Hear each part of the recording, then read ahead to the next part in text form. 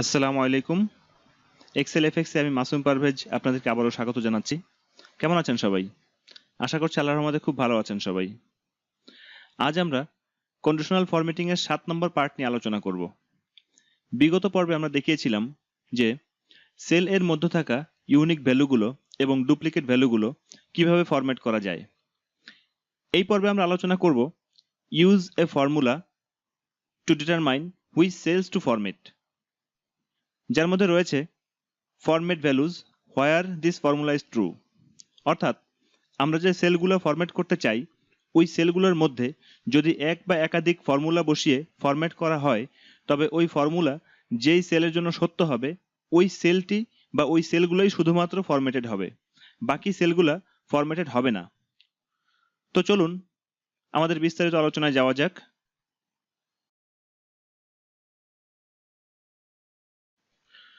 কোনো সেল বা কতগুলো সেলকে ফর্মুলার সাহায্যে ফরম্যাটিং করার জন্য আমরা এই তৈরি করা উদাহরণটা নিয়ে আলোচনা করলেই বিষয়টা স্পষ্ট হবে।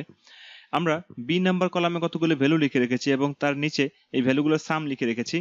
আবার আমাদের ডি নাম্বার কলামে কতগুলো ভ্যালু লিখে রেখেছি এবং সবশেষে তাদের অ্যাভারেজ লিখে রেখেছি। এবারে আমরা ই কলামের এই সেলগুলোকে কিভাবে এই সাম এবং অ্যাভারেজ ফাংশনের সাহায্যে ফরম্যাটিং করতে পারি এই বিষয়টা আমরা দেখব। তো এই বিষয়টা আলোচনা করার জন্য একটা বিষয় একটু স্পষ্ট হওয়া দরকার।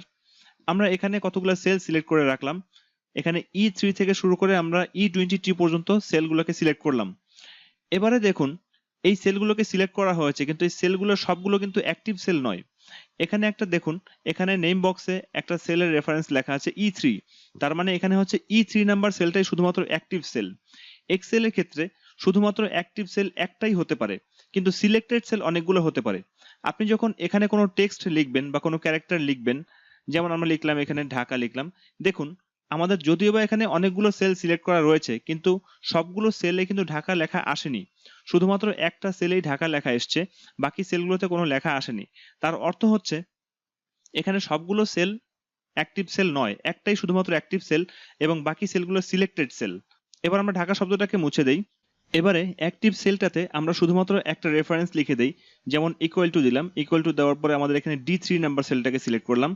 সিলেক্ট করার পরে যদি আমরা এখানে কন্ট্রোল এন্টার দেই তাহলে দেখুন আমাদের অ্যাক্টিভ সেলে একটা রেফারেন্স লেখা হয়েছে ঠিকই কিন্তু বাকি সেলগুলো অটোমেটিক্যালি রিলেটিভ সেল রেফারেন্স দ্বারা পূর্ণ হয়ে গিয়েছে। এই সেলটা যদি সিলেক্ট করি দেখুন এখানে আমাদের D4 নাম্বার সেলটা সিলেক্টেড হয়েছে। এই সেলটা সিলেক্ট করলে এখানে দেখুন D5 নাম্বার সেলের রেফারেন্সটা এখানে লেখা হয়ে গেছে। যদি আমরা এটা সিলেক্ট করি এখানে দেখুন D6 নাম্বার সেল এর রেফারেন্সটা এসেছে। তাহলে আমরা এটা বুঝলাম যে যদি আমাদের কতগুলো সেল সিলেক্ট করা থাকে তার মধ্যে শুধুমাত্র যদি আমরা অ্যাক্টিভ সেলটাতে কোনো ফর্মুলা ব্যবহার করি এবং তারপর যদি আমরা এন্টার করি বা কন্ট্রোল এন্টার করি তাহলে সেই ক্ষেত্রে সমস্ত সেলগুলোতে রিলেটিভ সেল রেফারেন্স আকারে ফর্মুলা বা ফরম্যাটিং গুলো কার্যকর হয়ে যাবে। তাহলে এবার আমাদের মূল আলোচনায় আসুন।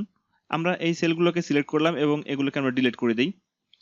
এবারে আমরা কন্ডিশনাল ফরম্যাটিং এ যাই। কন্ডিশনাল ফরম্যাটিং এ যাওয়ার পরে আমাদের এখানে নিউ রুলে আসি। নিউ রুলে আসার পরে আমাদের এই যে ডায়লগ বক্সটা ওপেন হলো, এখানে আমাদের সর্বশেষ যে অপশনটা আছে use a formula to determine which cells to format, এটাকে যদি আমরা সিলেক্ট করি তাহলে এখানে একটা ডায়লগ বক্স ওপেন হলো। এই ডায়লগ বক্সে এখানে একটা বক্স রয়েছে, এই বক্সের মধ্যে আমরা ফর্মুলাটা লিখব।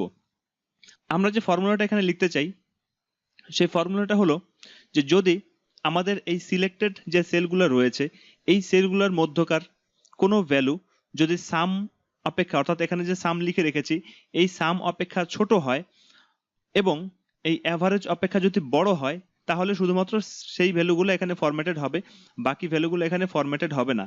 এই ফর্মুলাটাই আমরা এখানে লিখতে চাই। তাহলে কোনো ফর্মুলা লেখা শুরু করার আগে আমরা ইকুয়াল টু চিহ্ন দ্বারা শুরু করতে পারি। ইকুয়াল লিখলাম। এবারে আমরা লিখলাম যে অ্যাক্টিভ সেলের রেফারেন্সটা দিলাম, এখানে অ্যাক্টিভ সেল E3। এখানে একটা বিষয় লক্ষ্য করুন, ই এর আগে ডলার সিম্বল এবং 3 এর আগে ডলার সিম্বল, এর অর্থ হচ্ছে এখানে কলামটাও লক এবং রোটাও লক। যেহেতু আমরা এখানে রিলেটিভ সেল রেফারেন্স ব্যবহার করব সুতরাং এখানে আমাদের কোনো লক ব্যবহার করা যাবে না। তো এটাকে আমরা এই ডলার সিম্বলগুলোকে আমরা মুছে দিলাম, শুধুমাত্র আমরা E3 লিখলাম। এবার আমরা দেখব যে ফর্মুলাটা কিভাবে ব্যবহার করা যায়। তো আমরা বলেছি যে ফর্মুলাটা আমরা লিখব যে E3 এই সামেশন অপেক্ষা ছোট হতে হবে, অর্থাৎ E3 ইজ লেস দেন সাম, এইটা ব্যবহার করলাম। এখানে আমাদের লকড সেল রেফারেন্স ব্যবহার করতে হবে। তার কারণ হচ্ছে এই যে যদি আমরা এখানে লকড সেল রেফারেন্স ব্যবহার না করি তাহলে রিলেটিভ সেল রেফারেন্স ব্যবহার করলে দেখা যাবে যে আমাদের শুধুমাত্র অ্যাক্টিভ সেলে এই ফাংশনটা ব্যবহৃত হয়েছে, এই সাম ফাংশনটা ব্যবহৃত হয়েছে, কিন্তু পরবর্তী সেলগুলোতে এর রিলেটিভ সেল রেফারেন্স আকারে নিচের সেলগুলো ব্যবহৃত হয়েছে। সুতরাং আমাদের B23 নাম্বার সেলটাকে লক করে রাখতে হবে। এরপরে আমরা পরবর্তী ফর্মুলাটা লিখি। এখানে আমরা কমা দিলাম।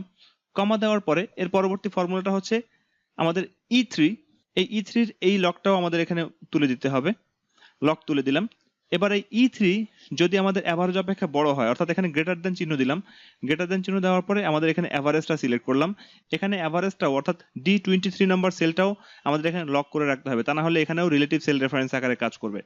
তাহলে এখানে আমরা দুটো ফর্মুলা লিখলাম যে যদি E3 অর্থাৎ আমাদের অ্যাক্টিভ সেল, এটা যদি আমাদের B23 অর্থাৎ যেই সেলটাতে আমাদের ভ্যালুগুলোর সাম লেখা রয়েছে এটার থেকে ছোট হয়, এবং যদি E3 অর্থাৎ অ্যাক্টিভ সেলটা যদি D23 অর্থাৎ এই ভ্যালুগুলোর অ্যাভারেজ অপেক্ষা যদি বড় হয়, তাহলে শুধুমাত্র ফরম্যাটিংটা কার্যকর হবে, বাকি ক্ষেত্রে আমাদের এখানে ফরম্যাটিংটা কার্যকর হবে না।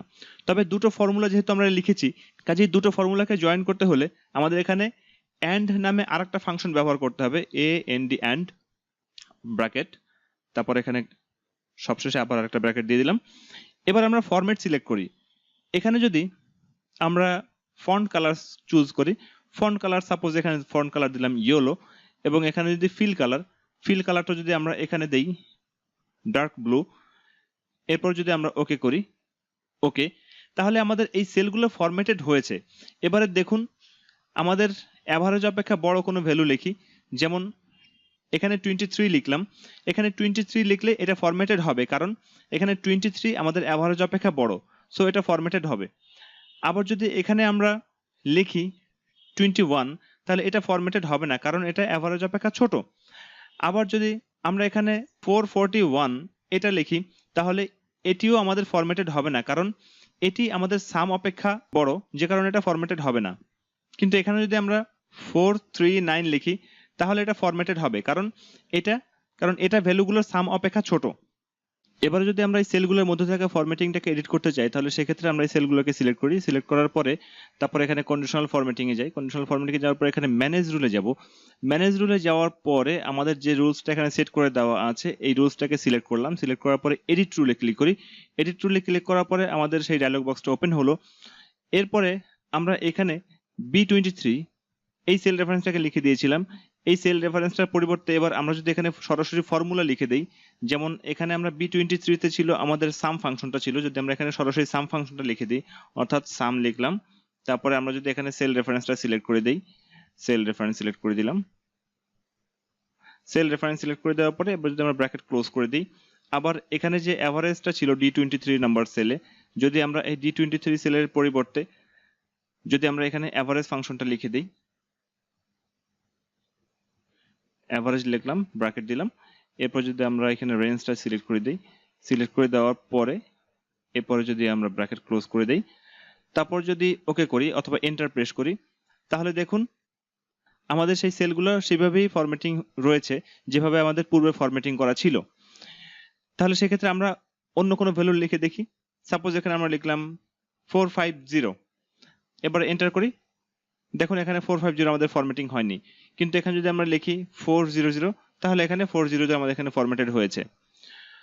এবার আমরা একটু ভ্যালুগুলোকে পরিবর্তন করে দেখি। সাপোজ এই ভ্যালুটাকে যদি আমরা 11 এর জায়গায় যদি আমরা এখানে 51 করে দেই, আবার এখানে যদি আমরা 11 এর জায়গায় 51 করে দেই, তাহলে দেখুন এখানে আমাদের অ্যাভারেজ 24 অর্থাৎ 24 অপেক্ষা বড় ভ্যালুগুলো আমাদের এখানে ফরম্যাটেড হবে, আর এখানে আমাদের সামেশন হয়ে গিয়েছে 480, অর্থাৎ 480 এর চেয়ে ছোট ভ্যালুগুলো আমাদের এখানে ফরম্যাটেড হবে।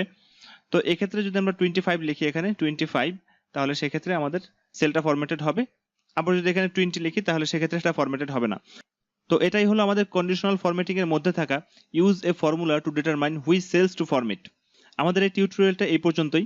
এর পরবর্তী টিউটোরিয়ালটা আমরা তৈরি করব quick access ribbon of conditional formatting এই টপিকের উপরে, অর্থাৎ কন্ডিশনাল ফরম্যাটিং এর রিবন এ ক্লিক করার মাধ্যমে কিভাবে কন্ডিশনাল ফরম্যাটিং পরিবর্তন করা যায় সহজেই, সেই বিষয়টি আমরা এর পরবর্তী টিউটোরিয়ালটিতে দেখব।